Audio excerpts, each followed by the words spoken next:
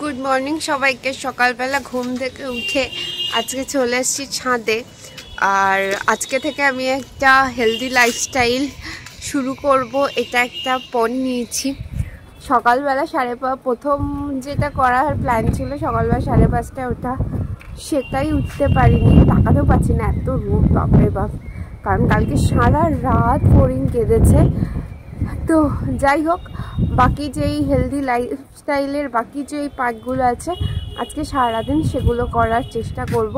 প্রথমেই আজকে যেটা দিয়ে শুরু করব সেটা হলো গিয়ে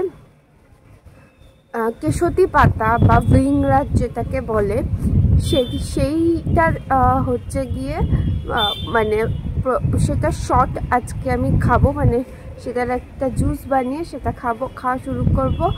আর খাবো হচ্ছে গিয়ে চিয়া সিড বা সবজা সিড, যেটা চিয়া সিড নয়, সবজা সিড দিয়ে শুরু করব আজকের সকালটা।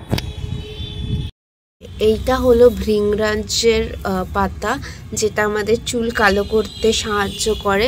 এটার আরও অনেক গুণাবলী রয়েছে। এটা আমাকে ছোটোবেলাতে আমার ঠাকুমা খাওয়াতো। আমি জাস্ট এইটুকুনি পোর্শন নিচ্ছি। এই যে এটাতে একটুখানি বাগল লেগেছে, বাট এটা আমি ঠিক করে নেব, ধুয়ে নেব।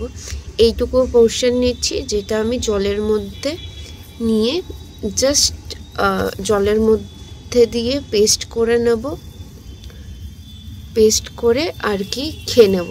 যেটা আমার ঠাকুমা ছোটোবেলাতে, যেটা আমি বলছিলাম, ঠাকুমা আমাদের ছোটোবেলাতে কিছু একটা হলেই ভৃংরাজ খাওয়াতো, কারণ এটা রক্ত শুদ্ধ করে, অ্যান্টিঅক্সিডেন্ট রয়েছে, চোখের জন্য ভালো, লিভার ফ্যাটি লিভার হলে লিভারটাকে শুদ্ধ, মানে লিভারে যদি যে কোনো প্রবলেমের জন্য এটা খুব ভালো।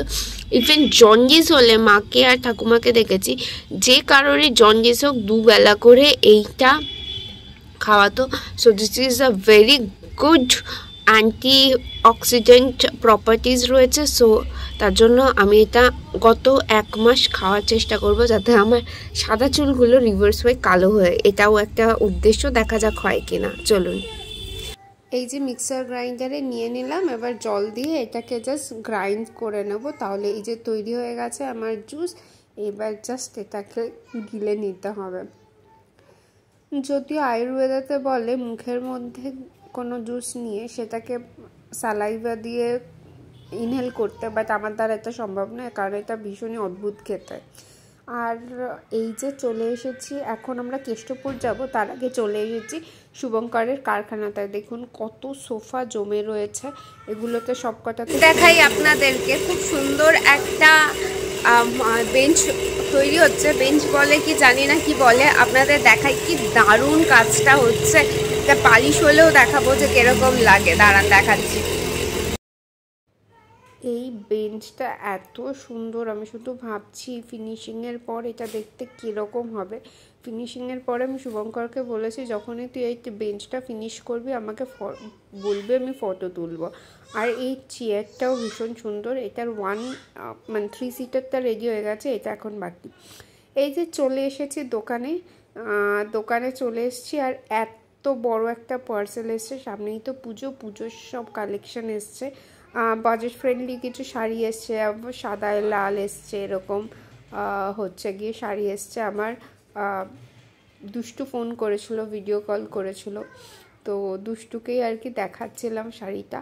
আর এই শাড়িটা এত সুন্দর দেখতে, আর তারপরেও পুরো শাড়িটা ডুয়েল টোনের, ভীষণ সুন্দর সুন্দর শাড়ির কালেকশনগুলো এসেছে, দারুণ দেখতে এক একটা শাড়ি। আর সব কটা এতটাই বাজেট ফ্রেন্ডলি, মানে আমি নিজেই বিশ্বাস করতে পারছিলাম না। যাই হোক, এই যে বাড়ি চলে এসেছি, আর এই যে ফড়িং রানী আমার কাছে চলে এসছে নিচ থেকে। এখানেই এই যাই এবারে আর রেগুলারের কাজ আর কি। চিফ চন্দননগরে এখন 10টা মতন বাজে, জানি না কখন হচ্ছে গিয়ে এডিট করব ভিডিও। আজ আবার যে 5:30টার সময় আমি যে ডিসাইড করেছি প্রতিদিন উঠবো, আমি বুঝতে পারছি না কি করে কি হবে, কারণ বাড়ি থেকে ফিরতেই অনেক লেট হয়ে যাচ্ছে। আর আমি আজকে ভেবেওছিলাম আপনাদের একদম পার্মানেন্ট আকাঙ্ক্ষার প্রোডাক্টটার একদম রিভিউ দিয়ে দেবো, যে কি আমার মতামত, কিন্তু আজকে তো হলো না, চেষ্টা করব কালকে আর একবার রিভিউ দেওয়ার।